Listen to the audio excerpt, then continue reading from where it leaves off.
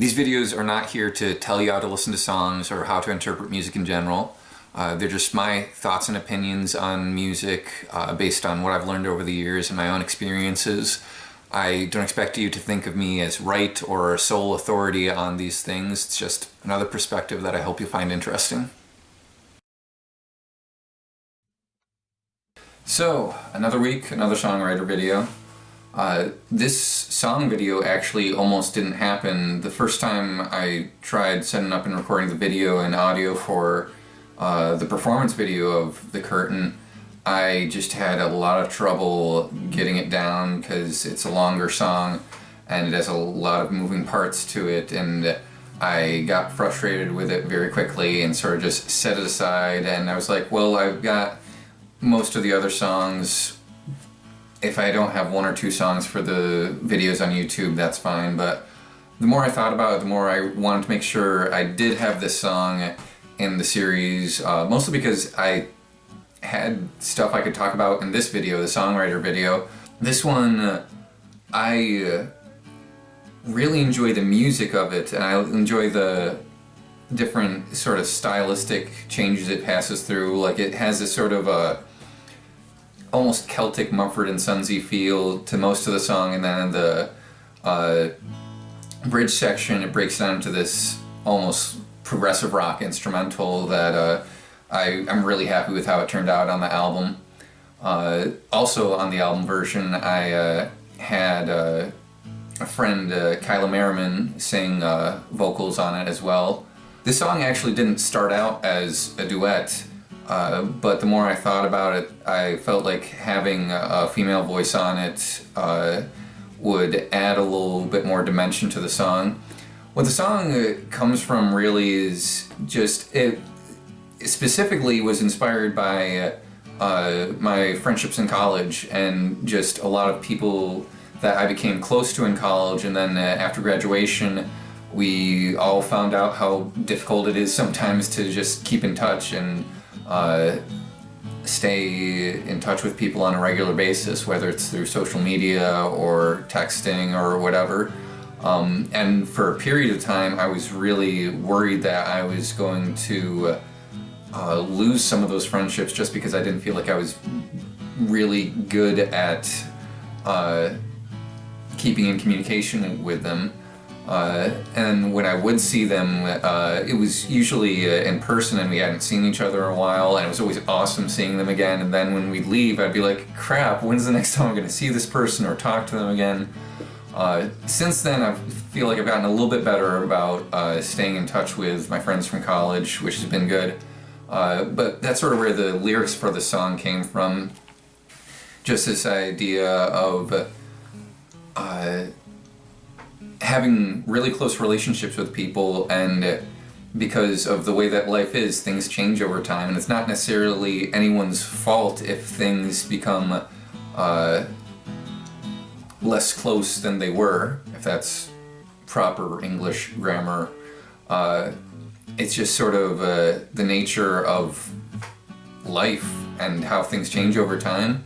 Actually, out of all the songs on this album, this was the one I had the most trouble pinning the lyrics down on, because even though I had a very specific idea of what I wanted to talk about in the song, I was very wary of it becoming overly sentimental or too sappy or anything like that, and so I tried a bunch of different lyrics for certain parts of the song, specifically the bridge section, just as a visual aid. So here's I have a notebook that I've been writing down all my original lyrics in. Yes, it is bright teal. It's from I got it from my aunt for Christmas last year. Get on my level, YouTube. Here are the pages for The Curtain. If you look closely at the second page, and this stanza right here, there are these couple of stanzas. There are a lot of indentations and eraser marks from previous versions of the song, and I'm not sure how well that shows up on the video, but I went through so many different lyrics, specifically for that little section of lyrics before the bridge, because again, I knew the emotion of what I wanted to talk about, but I didn't know the best way to convey that without it seeming too on the nose, too literal, and not really finessed enough for a musical song. One of the things I try to be careful about when it comes to my own writing is I know with songs at least I can be a little too wordy or abstract or heady, and so figuring out which concrete images and other word choice and just lines that sounded good would work here took me a bit. But I sort of kept coming back to this idea of like the curtain as a metaphor and the idea of the stage. There's actually a lot of influence, I think, from another song I wrote in the past. People who are familiar with the band Lee Terrace, I've played keyboards for them, might be familiar with a song I wrote for that band called The Actor's Life, which also has a sort of 3-beat feel and uses like the stage and theater as a concrete image in it. But that whole image of the theater and the stage, I sort of borrowed from that song for this song, more as a metaphor in this song for life, and it sounds so friggin' hacky. It's a metaphor for life, but that's basically what I was going for. Sort of going with the idea that even though at the end of this scene or at the end of this chapter we might not be as close as we were before, we haven't gotten to the next one yet, so we don't know what's going to happen. We don't know where our paths will lead us, and there's always a chance that they'll intersect again.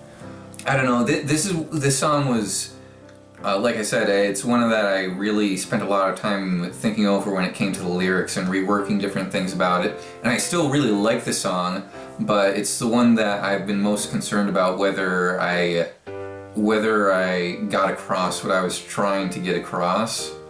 I also sort of wanted to leave the song open to be interpreted as a romantic song, potentially. I wasn't specifically writing from that perspective. I haven't been in a whole ton of romantic relationships, so I felt more compelled to write from a place of these really close friendships that I've had. But I think there's also a way to interpret the song where it could be about two people who were in a romantic relationship and now they've split apart and they're wondering if they can still have any sort of relationship with each other.